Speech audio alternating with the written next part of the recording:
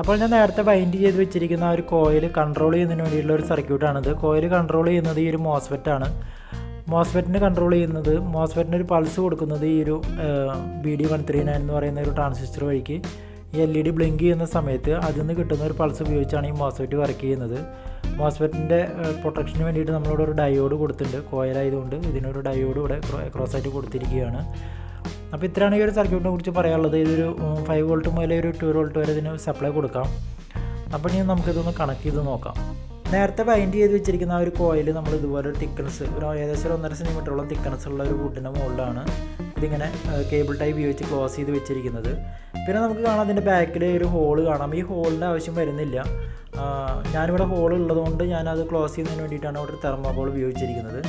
അതിനുശേഷം ഇതുപോലെ ഒരു സ്ക്രൂ, ഒരു 1.5 ഇഞ്ചിൻ്റെ ഒരു സ്ക്രൂ എടുത്തിട്ട് നമുക്ക് ഏകദേശം അങ്ങനെ പുഷ് ചെയ്ത് വെക്കാം. വുഡാണെന്നുണ്ടെങ്കിൽ നമ്മുടെ ആവശ്യത്തിനനുസരിച്ച് ടൈറ്റ് ചെയ്തിട്ട് ബാക്കിലോട്ടാക്കാം. അതായത് ഇതിൻ്റെ ഫ്രണ്ടിൽ വരുന്ന നിയോഡിയം മാഗ്നറ്റിൻ്റെ പവർ കുറയ്ക്കുന്നതിന് വേണ്ടിയിട്ടാണ്, മാഗ്നറ്റ് അറ്റാച്ച് ചെയ്യുന്നതിന് പവർ കുറയ്ക്കുന്നതിന് വേണ്ടിയിട്ടാണ് നമ്മൾ മാക്സിമം സ്ക്രൂ ബാക്ക് വെക്കാനായിട്ട് ബാക്ക് വയ്ക്കുന്നത്.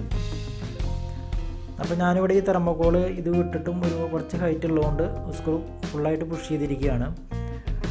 അപ്പോൾ ഇതുപോലത്തെ 2 പീസാണ് നമുക്ക് വേണ്ടത്. നമ്മൾ നേരത്തെ വൈൻഡ് ചെയ്ത് വെച്ചിരിക്കുന്നത് 2 കോയിലാണ്. രണ്ടിൻ്റെയും ബാക്കിൽ ഇതുപോലെ സെറ്റ് ചെയ്തിരിക്കുകയാണ്.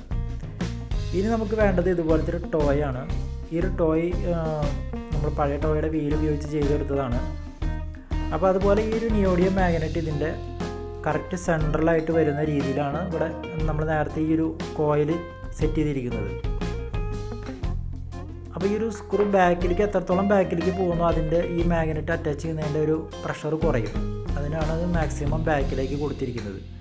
കോയിൽ ഓൺ ആവുന്ന സമയത്ത് ഇതിനിവിടെ നിന്ന് ഒരു പുഷ് ചെയ്യാനുള്ള ഒരു ടെൻഡൻസി വരുന്ന സമയത്ത് ഇത് പുഷ് ആവണമെന്നുണ്ടെങ്കിൽ നമ്മുടെ സ്ക്രൂവിൻ്റെ മാഗ്നറ്റിംഗ് പവർ കുറച്ചിടണം. ഈ ഒരു മെറ്റലിൻ്റെ ആ ഒരു അറ്റാച്ചിങ് പവർ കുറച്ചാലാണ് ഇതിങ്ങനെ പുഷ് ചെയ്ത് ബാക്കിലേക്ക് പോകുള്ളൂ. അപ്പോൾ ഇതാണ് ഇതിൻ്റെ ഒരു വർക്കിംഗ് വരുന്നത്. അപ്പോൾ ഇതുപോലെ 2 പീസാണ് നമ്മൾ വെക്കുന്നത്. ഈ 2 പീസിൽ ഇതിവിടെ ഓൺ ആവുന്ന സമയത്ത് ഇതിങ്ങോട്ട് റണ്ണിങ് ആയിട്ട് ഇതിൻ്റെ മുകളിൽ ഇവിടുത്തെ ഈ ഒരു സ്ക്രൂവിൻ്റെ മുകളിൽ ഇത് അറ്റാച്ച് ആവും.